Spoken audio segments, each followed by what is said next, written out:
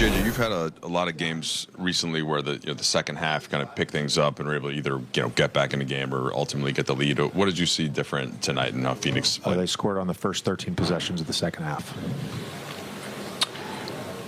Did you see anything connecting those defensive possessions that wasn't to your liking? They had about a 140 offensive rating. They had a 1.43 offensive rating when they touched the paint. So they touched the paint on every possession, basically. We couldn't keep them out of the paint. You guys had that time where you had some practice time coming off the NBA Cup quarterfinal, and defense was a point of emphasis.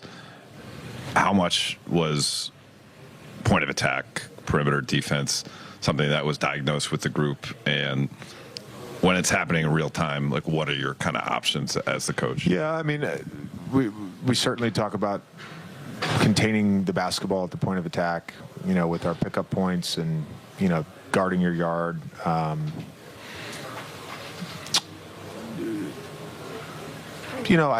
Overall, the sort of execution, it's when your margin for error is not super high.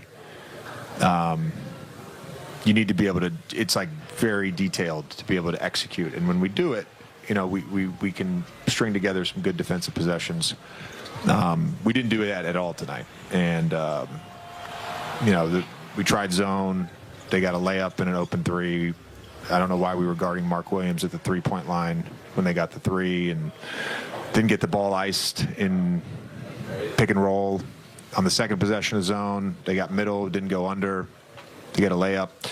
So it's like, again, you don't do the things, we're trying to do to sort of protect and keep the ball on the side, then you get exploited. And I think we've had some games where we did things well, but I think the theme with our team again is like these young teams that move, we just can't move. So it's like we're stuck in mud. Zone didn't work, and then we went to a 15 in the second half, 1 through 5 switching, that didn't work. So at that point, you're out of options.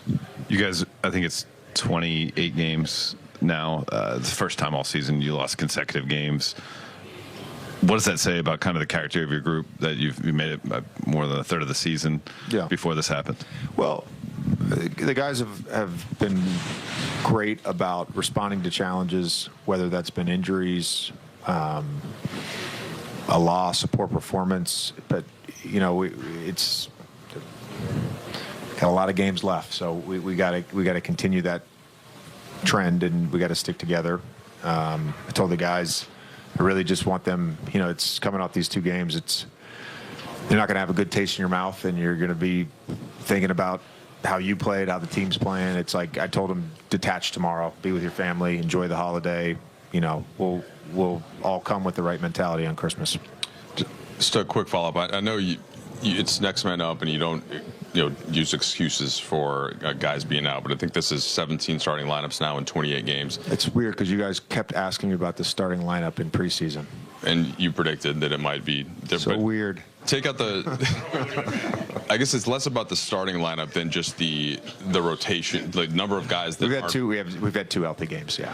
But so does that, how much does that affect the 5 on a string, right? When it's a different lineup every night, and without, again, using it as an excuse. I think there's probably a touch of that, but we practice this stuff enough. We review this stuff enough. We show film on this stuff enough that, to me, it like comes down to, this is the noisiest press conference I've ever been a part of. It comes down to like just making the choice. It's making the choice. There's shortcuts you can take, or you can do the hard thing, and you can make the second effort, or you can sprint back, or you can't. It's just a choice, and there's a million choices in a game, and you're very likely not going to make every choice correctly. But can you make the vast majority of them correctly? That gives you a chance to win. How much of that is what I wasn't going to ask this, but you brought it up.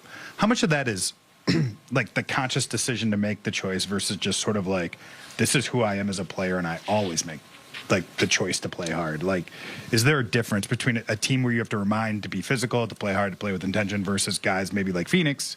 They have certain players, like I think a Goody, for instance, is like a guy who just, that's how he plays. Yeah, that's accurate. Does this group have enough as currently constructed of guys who just like play that way? And No. how do you with the guys in that room, can you get enough consistent effort to get to where you guys need to be defensively? I think so.